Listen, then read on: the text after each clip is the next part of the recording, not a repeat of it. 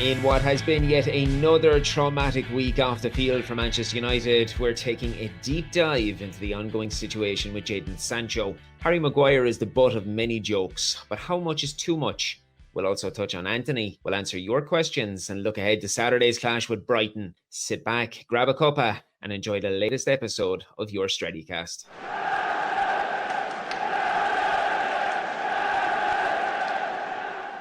Good morning, good afternoon, or evening, wherever you are, and thank you for tuning in for our latest episode. It has been yet another forgettable week for Manchester United as off-the-field incidents continue to feed the never-ending media agenda of the West. Now, Jadon Sancho will again enjoy a period of segregation from the first team as he prepares for individual sessions and a lack of senior game time. Now, in the last couple of hours, we've also learned that this all came to be following a refusal to apologise to Erik Ten Hag for his social media exploits. Now, if whatever reason you're bemused by this, we have already covered this in great detail in last week's episode. So get your backsides over there when you've finished listening up here. Now, Mr. Sancho, at 23 years of age, I mean, really and truly, we should be celebrating the performances of an exceptionally talented player.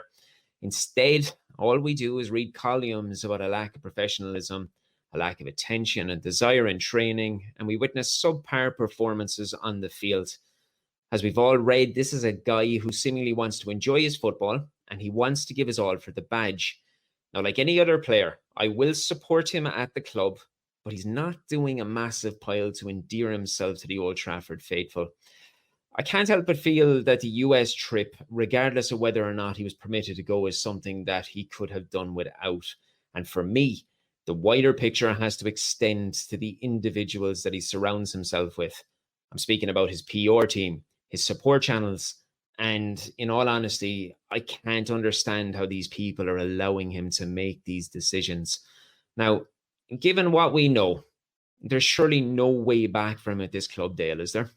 No, I don't think so, Sean. I think if you behave like this in a certain manner, it's like in a short profile, we're talking about a player that's been at the club, had a horrible 2 years, over 300,000 a week, one of the highest earners, and he doesn't want to take any responsibility. Clearly, he won't apologise to the manager for his statement. And even, to be honest, let's face it, we've all been that age and done stupid things in work and spoken to bosses that were higher up to us in a certain way.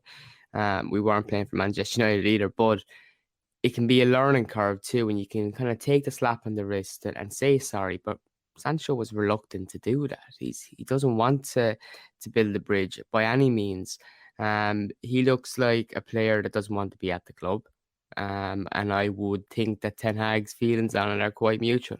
And it's so strange because we're looking at a guy, as I said, he's 23 years old and he's come to the club off the back of a couple of absolutely stellar seasons, which really raised his credibility and his profile in Europe as high as any other winger.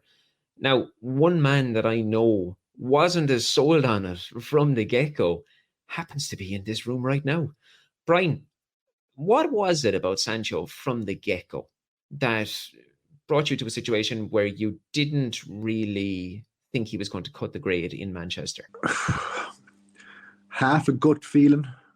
Some of the stuff at City when he was younger, some of the Dortmund stuff that came out, he just doesn't strike me as a guy that has a stomach for it. Since he's joined United 2 years ago, he's kind of taken a bit of a Memphis Depay curve where he's come in highly rated, looks really good. He's a trendy, social media loving kind of a guy who's now hit the big time on the big bucks and basically thought, I've made it. I'm Jadon Sancho. I'm on 300,000 a week. I should be playing. I'm this good. I'm that. I'm whatever. Unfortunately for Jadon Sancho, he's come a cropper against Mr. Erik Ten Hag, who has made it very clear from the outset, ball is best and ball is boss. My way or the highway. Simple as that. And unfortunately for Mr. Sancho, it looks like he's going to spend some time on the sidelines, which could be a permanent departure from the first team for Manchester United. And in January, he could be looking for pastures new. As you said, Sean, we try our best to support every player that plays for a team, and while they're still with us, we do our best to give them that support. But it has to come two ways. The support has to be earned as well. I mean, there has to be a bit of a respect back towards the fans of the club and the staff and his manager as much as getting the respect back from us. So would I be terribly sad to see him leave if he was to leave tomorrow morning? No. Would I be upset to see him leave in January if he turns things around? Well, it remains to be seen. I don't think he's going to get the chance. I think Ten Hag has set out his station and just said, if you're not up for it, you're not for me. It's simple as that. I mean, how pathetically small-minded and childish can you be not to apologise to someone superior, or not superior, you're superior in work levels, someone that basically holds your career in their hands. I mean, it's not the biggest thing to do just to say sorry and say, look, hold my hands up. Mightn't have been the best decision that I've ever made. It's a curious one. It's another headline we don't need. It's another disruption to the first team squad that we could certainly do without. And it's become winger number 3 on the right side of our midfield or our attack, who is now either not with the club because they're on loan or is currently sat in the sidelines for disciplinary or criminal investigation issues, which is a whole other story in itself. Just to draw up another bigger issue, and it's something again we did touch on in episodes last week, is player power. And Ten Hag just cannot buy into this. He can't let Sancho come back into the dressing room. And certainly not unless he apologises. But even if he does apologise, there has to be a bit of a cooling off period here for other players to learn that if you cross the line, that you get a slap on the nose. You know, and it's especially in such a way, because if a manager comes out after a game, his comments, as far as the players are concerned, should be final. You know, that's his review of the game. And they go back to see him after training, and you know they analyse the game. But for Sancho to come out and question what Ten Hag said after the 3-1 defeat against Arsenal, if another player does that, you know, they're all looking kind of saying, what happens then? So it's a big episode, this one. In stark contrast, I'm just thinking back about players in the squad who have had potential discipline issues. Think back to last season with Marcus Rashford. Turned up late to training, I believe it was. Erik Ten Hag dropped him from the side in his pomp, playing at the best level he's been playing in quite a while. Could have got the arse. Could have seen it as a slight on him being such a great player, and I'm not taking it, and I'm going to fight back, and I'm going to go to social media and call him this and say that. No, he apologised, kept the head down, came off the bench and scored. That's how you react. That's like, to me, that's a Man United player to me. That's how you react. You don't take to social media and call your manager a liar and create havoc. So, I mean, it's not like he hasn't seen someone in the side already have a slight issue with Ten Hag in a certain way and has reacted completely differently in a positive fashion, exactly the kind of fashion you'd expect and want from a Man United player, to take it on board and say, right, fair enough, I'll hold my hands up, made a mistake, shouldn't have happened. I'm going to work my way back into the team, and he did it in the next 90 minutes. So that's a good attitude to see from Marcus Rashford in comparison to Jadon Sancho's reaction. Yeah, absolutely. And the three of us are of a certain ilk that a very, very special man at this football club was pretty staunch that no player is bigger than the club itself. Really and truly what this stems back to for me is I cannot wrap my head around it that in this year, in this time, and the people that surround the players, that he's not getting proper guidance from somebody to advise him that what he's doing is completely ill-advised. I mean, realistically, we know he's a very talented player. We're also aware that he's had more than one scenario at 3 different football clubs that has, I suppose, caused his professionalism and brought that into disrepute. I said previously on one of the last podcasts that are we looking at a situation whereby the quality in different continental leagues has really been brought to the fore when people are coming to the Premier League and coming up against much more higher caliber defenders? I'm still not sold on that with Jadon Sancho. For me personally, I think Jadon Sancho has got an abundance of talent. I very, very much do. I think he's an amazingly talented footballer. It's just, as we all know, it's more than physical and technique and talent. You have to have the mental aspect of it too.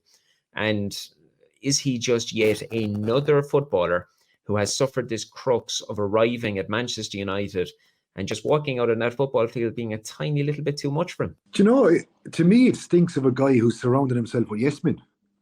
It's like he's got his background, his background team and like his PR team, his advisors, his assistants, whatever kind of a team and entourage he has. Somebody has to be pulling him aside here and saying, Jadon, wind your neck in, lad. Wind your neck in a small bit. I know you're on big bucks, but you haven't made it. You haven't proven it. You've hit the pinnacle of football by joining Man United on massive money, but after that comes proving your worth and proving it over longevity. I can't see that he's got someone in the background speaking to him and pulling him aside and giving him a bit of a clip around the ear, which I'm sure players need. I mean, in the modern era, it's like football has changed so dramatically over the last 20, 30 years. Like it's become so much more about images and, like, don't get me wrong, we had the David Beckhams and the Gigsies with the fancy haircuts and the women throwing themselves at him and whatnot, but it has become so much more of an image thing and a presence on Instagram and a presence on Twitter and a presence on Facebook. It's become so much more than the football, and I think footballers these days can be guilty at times of forgetting about what their core purpose is at the club and forgetting what their job is. They're becoming sideline movie stars in a way, and it pisses me off, because at the end of the day, Man United are paying Jadon Sancho £300,000 a week to perform on the wing, create, assist and score, not to play this character that he's trying to play and woe is me and play up to all the rest of the bullshit. So yeah, I think he needs to surround himself with better people, and I think he's not the only person or the only player or the first player or the last player who's going to fall a cropper of having bad advisement and bad people around him. And until people realise that they maybe need to insulate these players a bit more from who they're being advised by. I'm sure back in Ferguson's time, he'd have been a hell of a lot stronger on who the players surround themselves with.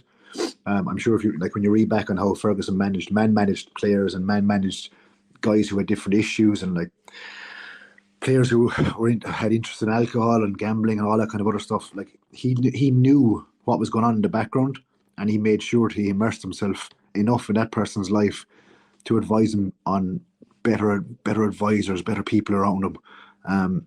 Maybe that's not Ten Hag's style. Maybe he's just a case of you turn up and you do it or you don't and you get out. But yeah, I think he's surrounded by yes men, and it's a big problem for him. Huge problem. And even just from the most simplistic point of view, surely someone should have put an arm around him a couple of weeks ago and said, monitor the situation that's going on with Antony here. You're going to get an opportunity, it would look like, coming forward. And unfortunately now it looks like he's not going to get that opportunity. And I would be very, very surprised if he can work himself back into it, given what we know about his temperament. But another man who is no stranger to regular media attention is Harry Maguire. Following another shameful week that has seen an amalgamation of would-be supporters and a barrage of spineless journalists take aim at him, we've even seen a response from the player's mother. I took to social media earlier today to remind people that Harry Maguire is indeed a human being. I absolutely, every day, support criticism of performance and a discussion of how a player may or may not fit a team or system, as we have just done with Jadon Sancho, and I think you can do that respectfully. But I believe what's going on with Maguire is scaling far beyond that. And to be perfectly honest, and not to get all high and triumphant, I find it very shameful. And especially in 2023, I'm dumbfounded that so many knowledgeable people cannot understand the harm that they could be causing with all of this. Now, as I asked earlier today, what exactly has to happen before this agenda stops? What does everybody need to see? I think they need to see something that nobody wants to see. Is my brutal answer to that. Because I've been watching closely the last 2 days the Sky Sports News as I sat on the couch isolating with COVID, and their coverage of the Harry Maguire abuse stuff has just been really, really poor. So on Tuesday they spent the day chasing golfers around the golf course, asking them for their opinions on Harry Maguire. And the next day they came close to asking a few cricket players the same thing. Just pointless wobble. And it got to the stage that Sky Cava, who a lot of people will follow on Twitter, had to mention it on air that we're actually probably doing this too much. And his family and Maguire and that won't actually appreciate this constant microscope and on such an issue. And I think, to be honest, Sean, it falls far beyond what people are pointing their finger at. So you have Brendan Rodgers today with the common one, blame Manchester United fans. And you have other people then that will say blame the pundits and blame whatever. Well, the pundits and the fans on social media, they're given this from the likes of Sky Sports News. It's on the screen constantly. People are talking about it. They're the ones creating the circus, and they're sitting there with their violins, pretending they're the ones that are showing him sympathy.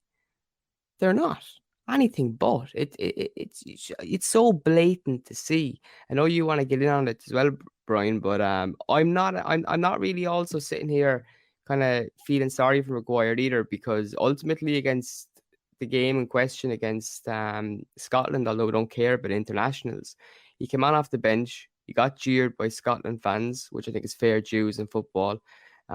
He had a bad performance because he could score an own goal, and he got grief for it. And that's football. That is football. And like there's nothing I can change about that. Just as an aside to that, Sky Sports growing up used to be literally the source for everything. It was the honest station with real proper breaking transfer news, good coverage, interesting TV shows about football. How far have they fallen off that they're chasing golfers around the golf course to try and get a soundbite about Harry Maguire while he's getting absolutely nailed at across left, right and centre? I mean, that in itself, that shows you how bad Sky have gotten. I mean, transfer window season, we don't really look towards Sky Sports for any news, do we? Because it's usually waffle. You're following the likes of David Ornstein and Fabrizio. You have me. Yeah, I have you, yeah. No, it's just like it shows how much Sky Sports have fallen away. I mean, again, they're starting to bring on the likes of fan cameras instead of pundits. I mean, it's pathetic, really. But on the line of pathetic, of stuff that's pathetic, the agenda against Harry Maguire has been growing legs and growing legs and growing legs as we go on. We know he's not succeeding at United. We know he's fallen off the planet form-wise. I'm sure we've all lost patience with him at times. But, like, he's getting crucified. I won't lie, I was in the pub while England and Scotland were playing the other night. It was on in the background. I was playing pool. I wasn't particularly watching the match as such. I heard a bit of a kerfuffle and I looked up at the screen and I said, oh, Jesus Christ. Anybody, don't let this be Harry Maguire. Please don't let it be him that's after putting this in the back of the net. And there was Harry with the upset, forlorn face. And I just thought, oh my God, social media is going to erupt. And like Mount Vesuvius, it did. He can't seem to catch a break, can he? No. It's just you're watching, and it's almost you're waiting for the accident to happen. And you know something that I attribute to this massively as well. I mean, look, a player's ability at a certain level is one thing. That's fine. And I think in a certain system, still in the Premier League, Harry Maguire can be a massive asset to many, many teams. But the response that social media has, as you said, the second that happened, you said you knew social media was going to explode. Now, for anybody to think that he's not going to read an abundance of the material that's going out there and hear an abundance of this material that's coming out on Sky Sports, how can people not think that that's going to affect not only his confidence, but his ability on the football field? It's beyond a joke at this stage that people cannot put two and two together and realize that if we continue to hit these fellows with stones over and over and over again, the likelihood is it's not going to help him. On the note of helping, he needs to help himself, Sean. He had a window and an opportunity to get out of the limelight, to get out of the spotlight and that inferno of focus that's on Manchester United and head to West Ham to David Moyes in the summer. He said himself the move didn't work out. We kind of all know why it didn't work out. If we're led to believe the rumours, he was looking for the big brown envelope to leave. Harry, if you're having such a terrible time in life, football's after falling off the planet for you. It's not working out. And you're turning around, putting your chest out after losing the captaincy, saying, I want to stay and fight for my place. Your place is fifth choice centre-back. I mean, you're better than that, Harry. Like, he's a better player than that. He deserves to go away and play football somewhere. Get out of the limelight. Go to West Ham. He won't get as much crippling focus as he's going to get at United. He'll still get hammered by the English media, of course. Or take the advice that I gave so long ago when we spoke about it. Why is he not heading off to the likes of Italy? A place where it's going to suit his game so much more. Do a Chris Smalling on it. Get out of England. Get out away from the media. Go to Italy. Play at a slower pace which suits your speed and your pace and your style of football. Enjoy life in a nice city over there with a nicer climate. And just get on with it, man. Given the reports that we've seen there that you've just made reference to, it reads very much like a guy who was given the impression from the club that there's plenty of game time here for you. Like you saw that today, Dale, because I know we spoke about it, and he was obviously referencing that he's slightly perplexed as to why the media is taking such a stance with what they have against him, and that ultimately West Ham was there. They had a conversation. It didn't happen, and that United and he are both confident that there's going to be ample game time for him. Do you feel like the perspective that was given to him in the background, that, you know what, Harry, if you stay around, you've got more than one opportunity to be able to actually redevelop something here despite losing the captaincy? No, not one bit. Because United's plan in the summer would have been to move him on and get in a younger centre-back that was more suited. And that was the plan. The reason they couldn't do that was because Harry Maguire wouldn't move on. Harry Maguire and his PR team will use lines like that, like, oh, that the idea was there to him. Of course, it was there because Harry Maguire eventually did not move on. We couldn't see past him.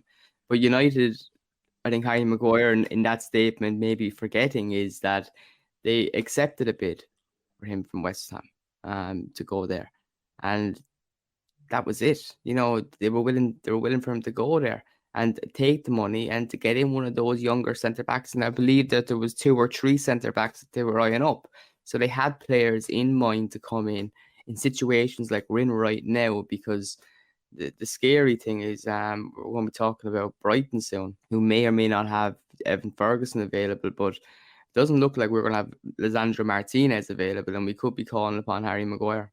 And instead of going out in the market and buying a young coming through centre-back, as we looked at 2 or 3 of them, we ended up with a 36-year-old Johnny Evans. So that tells a story in itself, doesn't it? It does indeed. It does indeed. But I suppose the main focal point that I want to look at, we're all in agreement that the player shouldn't be there. Okay. And we understand, for whatever reason happened in the background, it's easy to speculate that wanting that brown envelope was the largest thing. But regardless of all of this, surely none of it justifies the type of abuse that he's receiving. And we're getting to a point where we're now seeing a comparison with effigies being burnt to David Beckham after the World Cup. And when you're hitting that sort of a height, surely something is failing along the way.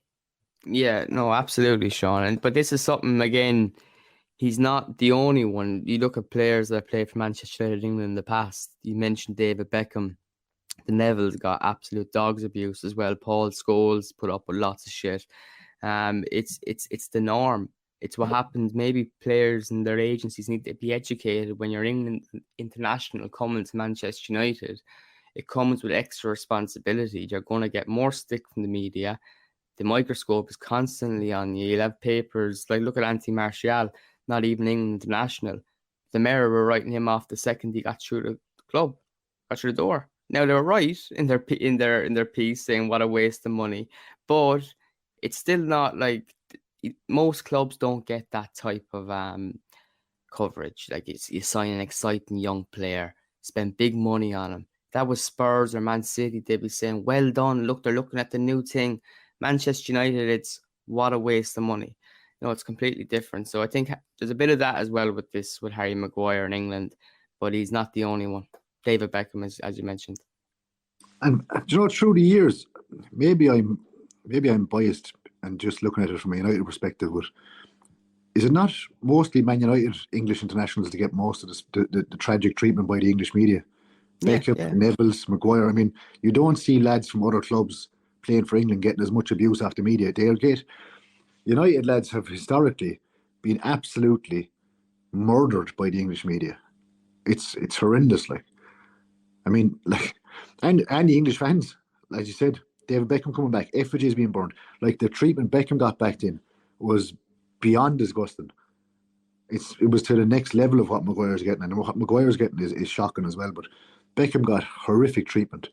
Then he went out and stuck a free kick in the top corner and sent them off to the World Cup against Greece. So I suppose he shoved it back up, didn't he? He did indeed, yeah. And I suppose it's all about the character of a fella coming back. I'll never agree with what I'm seeing. I am always open to critiquing anybody's performances, as I said. And even after what happened at Arsenal, I pointed out that with the Declan Rice goal, that even though it wasn't Harry Maguire's fault, that he played his part in a number of dominoes falling over that were incorrect in that. And it's perfectly fine to do that. You can look at a player's performance. You can criticize a player. You can be totally disenchanted with his place at a club, but there's ways and means to do it. And I genuinely believe there is a subsection of people throughout this community, media, fans, journalists, everything, that should really take a long, hard look at themselves in the mirror. Just touching on what you mentioned, Sean, with people kind of, magnifying, say, one mistake in a game from Maguire, not looking at the whole game.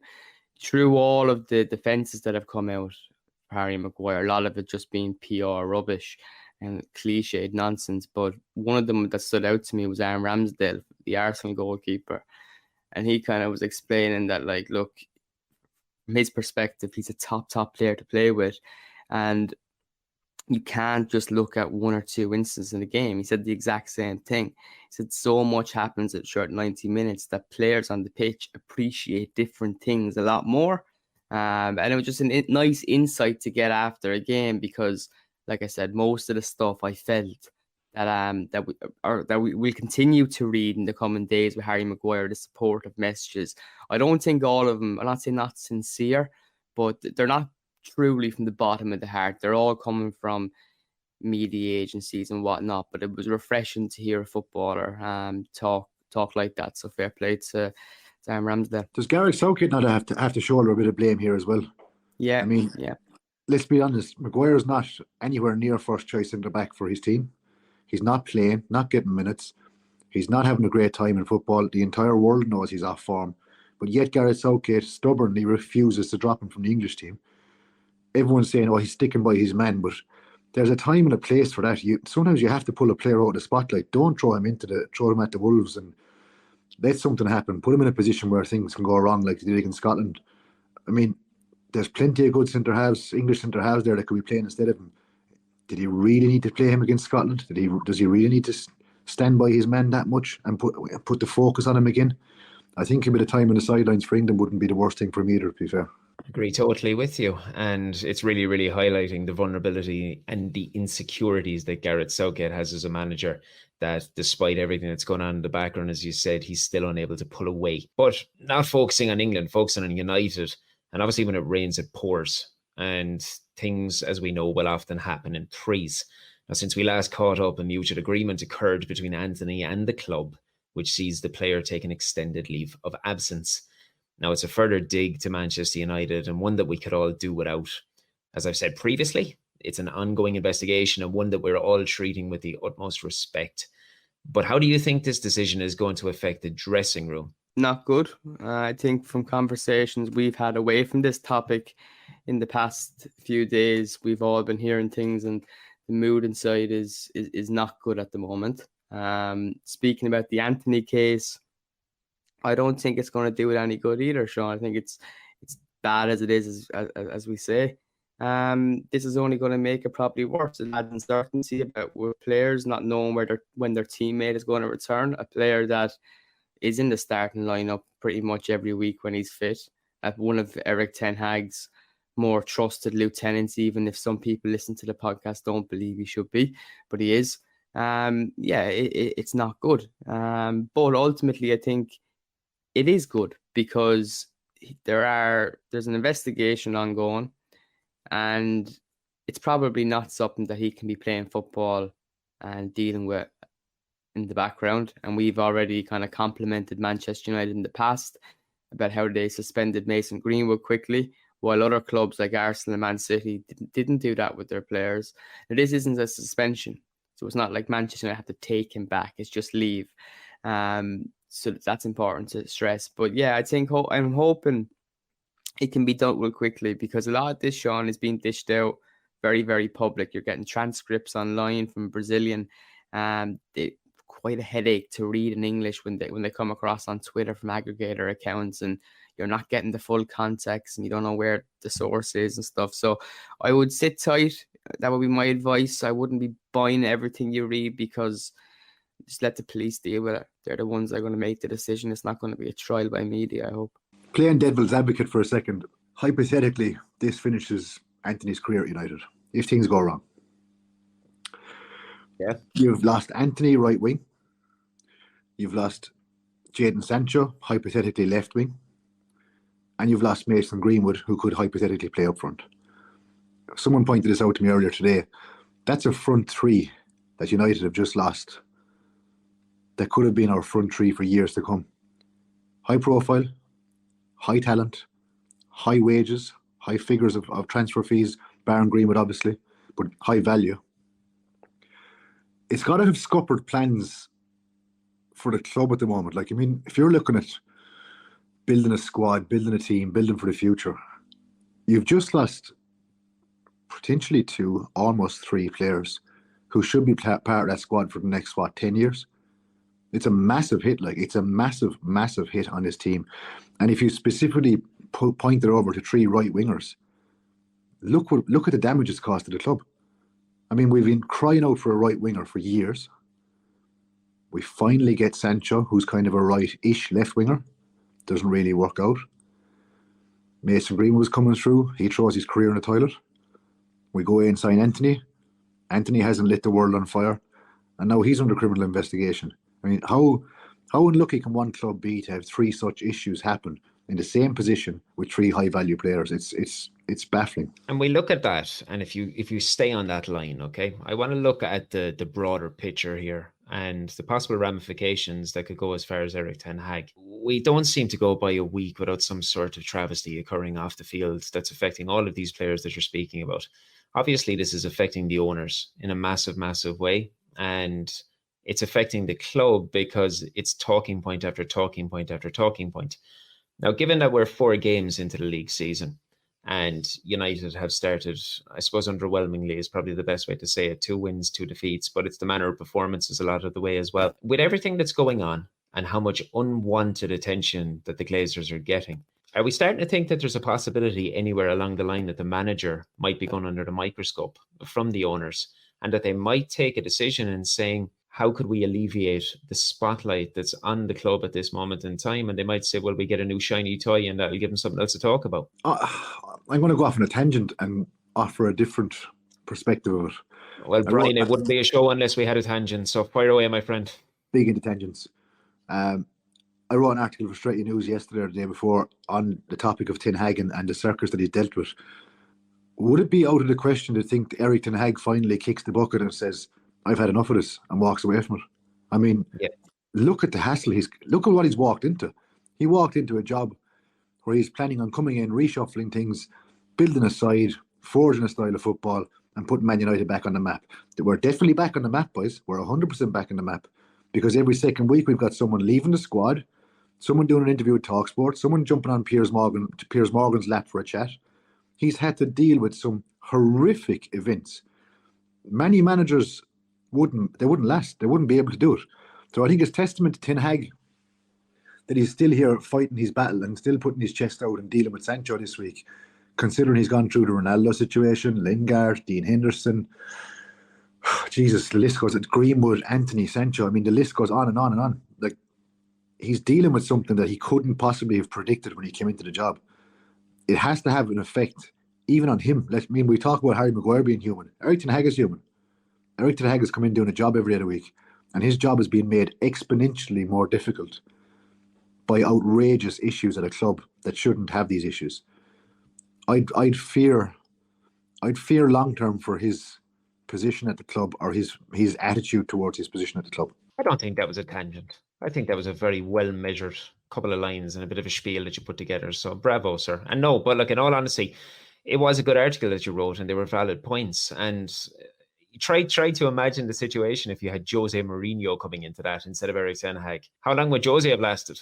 So these sort of things, it's a very valid point. I think Jose would probably have put Sancho out through a window at this stage, to be honest with you. Oh, God. Gentlemen, shall we chat about football? Because Saturday sees the arrival of Brighton to Old Trafford for a 3:00 kickoff, pitting 6th against 11th, and Mr. Erik ten Hag up against Roberto De Zerbi. For me, this promises to be an absolute cracker. And given the international break that we've had, just how much are we looking forward to this one, boys? Excited to get going on it? I wouldn't use the word excited. Usually I'm excited to get over the international break, but no, I'm not really, because as you mentioned, 2 wins from 2. You look at Brighton's form this season; they've been really, really good.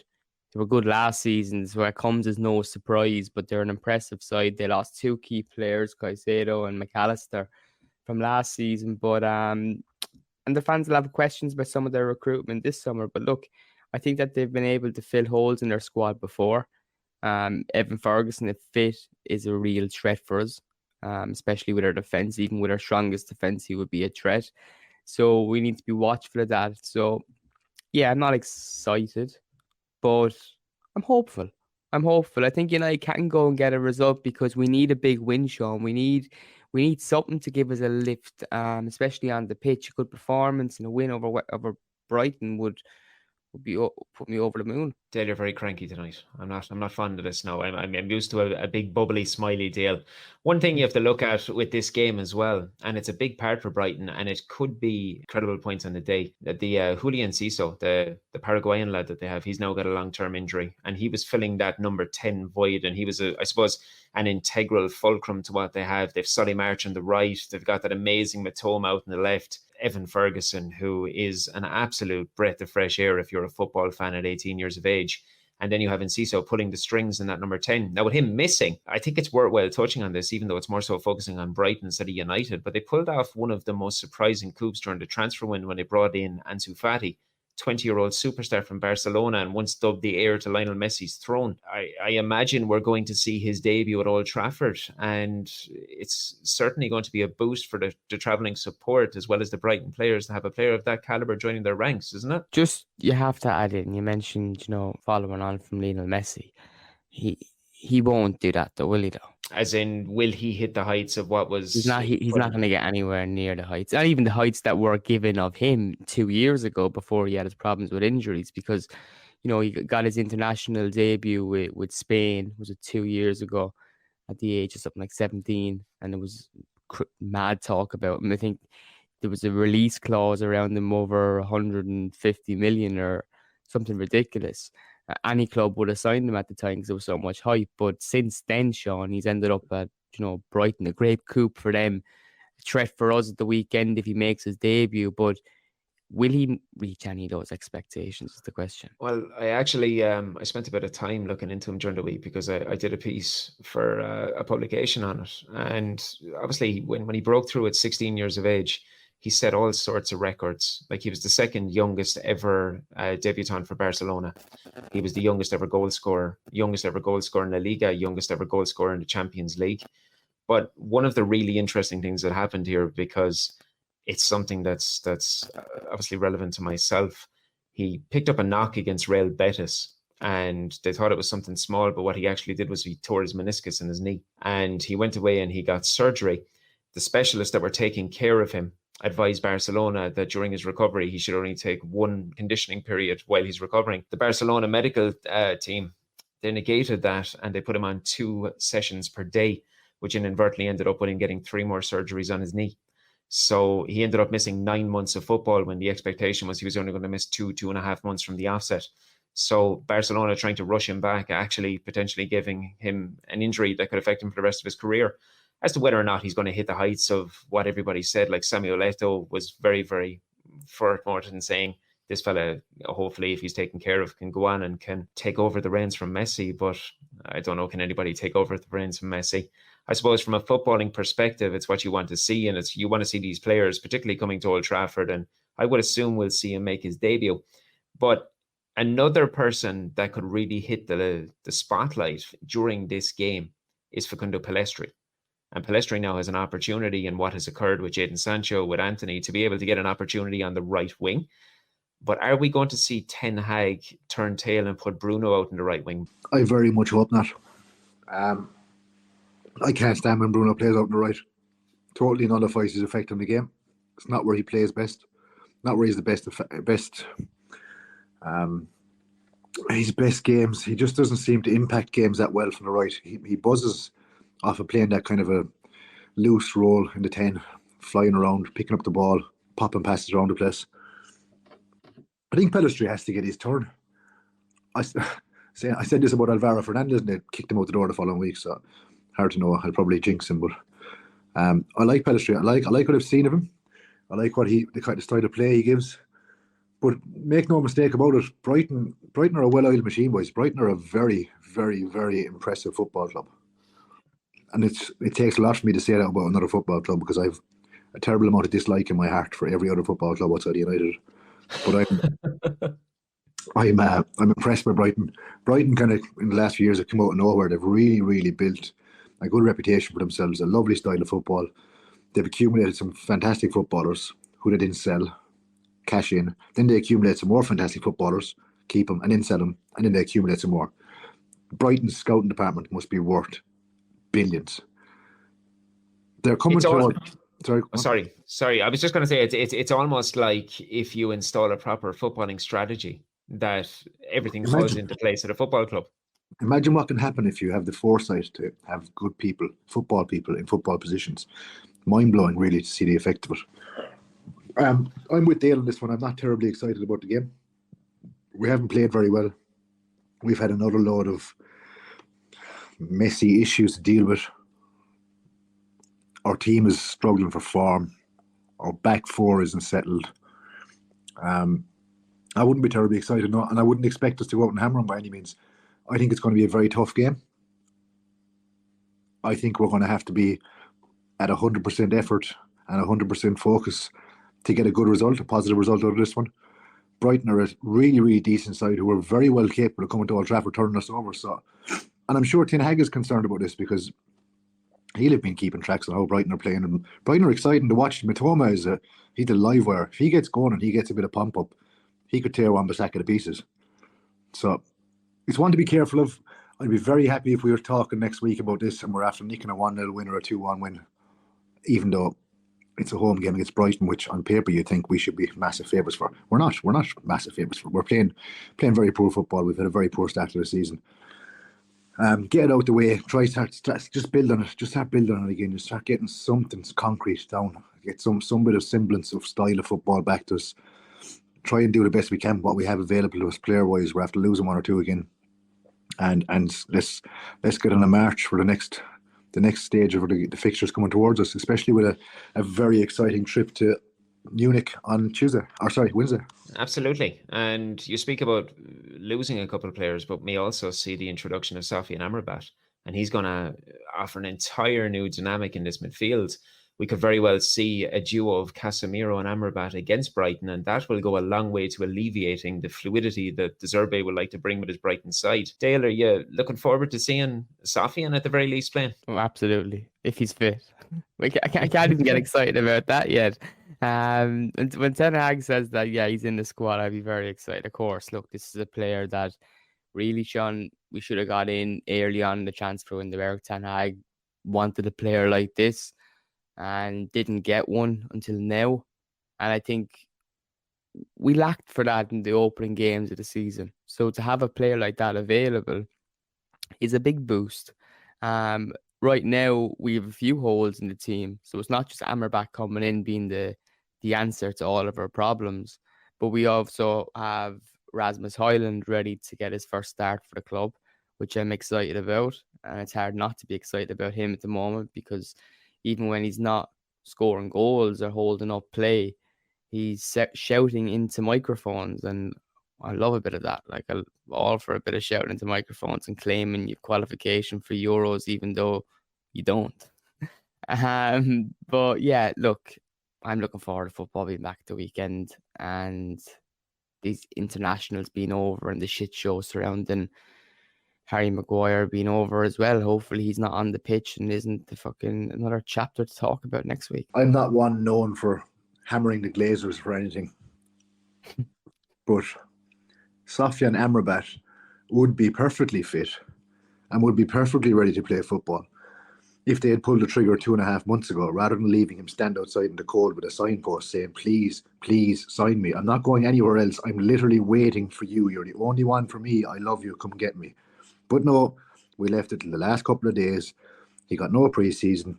He could have joined the squad. He was left out with fucking pneumonia and couldn't get in. So literally. Outside shivering in the cold and just got the pneumonia, yeah. Like, he could have had a pre-season or some bit of a pre-season with the club. Could have got used to his surroundings, the players he's going to play with. Could have got some match fitness going. But yet, instead, we cast him aside and left him stand there like a pleb waiting to be signed. When we knew he was going nowhere else, he literally put it out and said, like, I'm going to Man United or nowhere. But no, our fantastic, beautiful owners and those who lie just below them decided we won't pull the trigger on this one until it's too late and the lad misses a few games and there's no match fitness. And now we're going to expect him to come in against Brighton, a lovely, exciting, high energy, high tempo football team, and come in and become, I don't know, what, Pirlo or something. Like, I don't know. It just always seems to be the same way with United. Like, it really pisses me off that we're always in a situation where we're hoping this player comes in and has an effect on the side, but we don't give the fella the chance to build his repertoire in training or build up his impact in the squad before we just throw him into the side and go, here, be amazing, be brilliant. Jesus, like, is there anyone planning in this club at all for next week or the week after, at the mind tomorrow? No, that was a bit of a tangent. Okay, why don't you tell us what you really think? But unlike you two miserable gits, I am looking forward to football being back. I am looking forward to seeing Rasmus Højlund lead the line. I'm looking forward to seeing Rashford and Casemiro and Sofyan Amrabat. I'm just looking forward to football, because all of this off the field drama, week in, week out, that we talk about, that drains the soul out of every single Manchester United fan, takes away from the one fundamental fact that this is a football club and it's supposed to be about enjoying football. And despite all of the negatives that have gone on thus far, I'm going to hold a glimmer of hope in my body that we're going to have an entertaining game of football, and that after 90 minutes of play, we have got past Brighton, another win on the board, and hopefully have something positive to talk about. I can't wait to be on this podcast next week after we do Brighton and I fall out of the way in the Allianz Arena after we turn Bayern Munich over 3-0. Get proven completely wrong. The team is completely fine. Everything's rosy in the garden and we're back. It's coming. Could it be very similar to that game against Liverpool last year, when everything seemed to be going against us and all of a sudden we turned in this fantastic performance? And I believe Jadon Sancho actually scored on that day, didn't he? I thought that was a sly dig to my steward issues at Anfield last season, but go on, continue. No, I would never do that. Now, as we're all aware and as we discuss, this is nothing without fans, and it's a podcast that is mentioned for the fans. We always appreciate any feedback we get, and it has been fantastic with the course of this new season. I suppose all of the lovely comments, the words, the emails, the voice memos, everything. We appreciate you all, and we are determined to make sure that we will allow questions to come through and that we can engage with you on a weekly basis. So before I enter into these, just make sure that you continue sending through your questions week after week, and we will get to them. We will read them out. I'm going to start off with one here for Dale, and it came from the United Road on Twitter. They've asked, on a scale of 1 to 1,000, how many sub-goalies do United need? Look, this new Turkish guy, I know absolutely nothing about him. If he's of the same profile as Onana, I guess I'm happy. If he's not, we still need another goalkeeper. Because you can't buy in a goalkeeper like Onana and set your stall out and say you want to play this way, except that he's going to be possibly gone for a month for the African Cup of Nations and then drastically hit a wall and say, oh no, we need to revert back to playing the other way with a different goalkeeper. That doesn't work. So I hope the Turkish guy is sufficient and will do the job. I believe he will. And we're just going to have to wait and see. Yet again, another case of why does everything go wrong for United? We sign Andre Onana, big money, best keeper you can ever possibly sign, blah, blah. He doesn't play international football, which is absolutely amazing. Comes in the door and goes, Cameroon, I'm back, baby. I am back. And takes off to the AFCON. Windmilling it. Break, like Jesus Christ almighty. Turkish lad, I don't know nothing about him apart from the fact he's about 7'2" and about 4 stone weight. Doesn't inspire me with massive confidence, I won't lie, when you're plucking a fella who was a first team keeper to come in and sit on the bench. But now it turns out that we need him because Onana's going to go off on his holidays and play football. I mean, does it ever end? Does it ever end?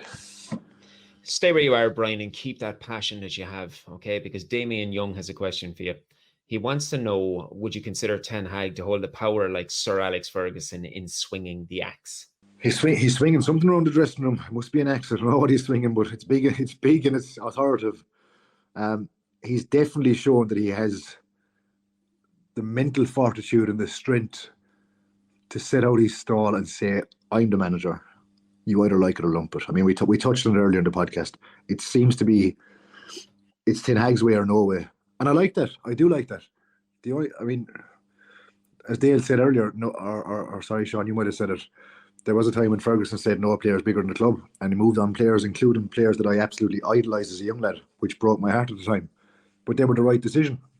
And again, I don't see Ten Hag making the wrong decision around specifically the Jadon Sancho issue. I mean, that's the highlight of the week this week, where he's literally just put out his chest and said, yeah, it's me, it's my way or not. And I like that. We've needed it for a while. We've needed a manager with that kind of strength, but a strength to do it in a way that I find positive.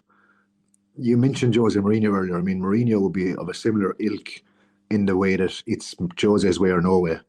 But Jose is he causes so much fracture by what he does and what he says and how he deals with things and the way he speaks about it and what he says in the media. And Ten Hag is different. Ten Hag seems to be more 5 out of 10 when it comes to like energy towards getting excited about slagging a fella off or nailing him to a cross. He's just literally sitting there, very measured, very calculated.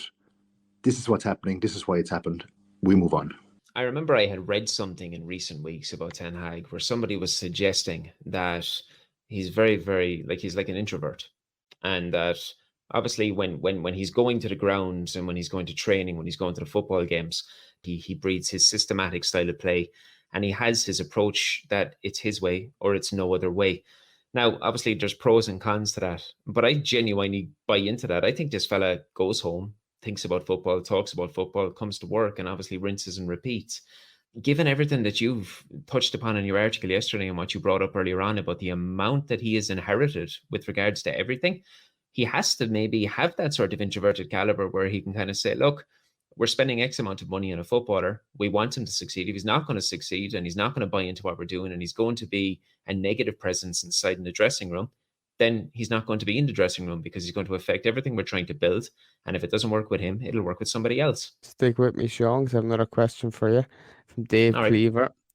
What are your thoughts on McTominay as a more forward midfielder, 8 or 10, as we've seen him play for his country? I tell you, I watched this fella playing for his country and it's a breath of fresh air. You can tell he's truly enjoying himself and what he's doing, and that's the first thing that I see with it.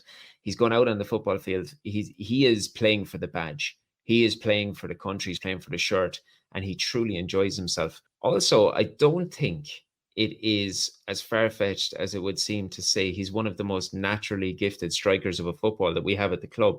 He hits the football very, very clean. And it's almost like, I'd liken it to, we'll say, a snooker player. Because when you get down to the table in snooker, prior to actually the players bending over to take the shot, they have to visualize what they're going to do. And when they have that visualized, then they get into the motion of getting down and taking the shot. I think McTominay is very, very intelligent with his movement and his positional play in taking on the football and striking the ball. He knows 2 or 3 strides before he gets there what's going to happen and what he's going to do. And I think having that awareness about him is fantastic. I don't think it's enough for me to really buy into the idea that he's been misprofiled at the football club and that we've missed a beat with him, because ultimately I think he's limited in what he can do in that particular aspect. But him playing for Scotland is that in that more extended role, it's fantastic. I think it's brilliant. I love seeing him in that advanced role. And as I've said for a very, very long time, not every single player in the squad has to be world class. You need certain players that are utility players and versatile players. And he can very much achieve that in a defensive aspect as well as in an 8 or a 10, I think. Scott McTominay is one of the greatest footballers to grace the football pitch of all time. And he's completely misunderstood.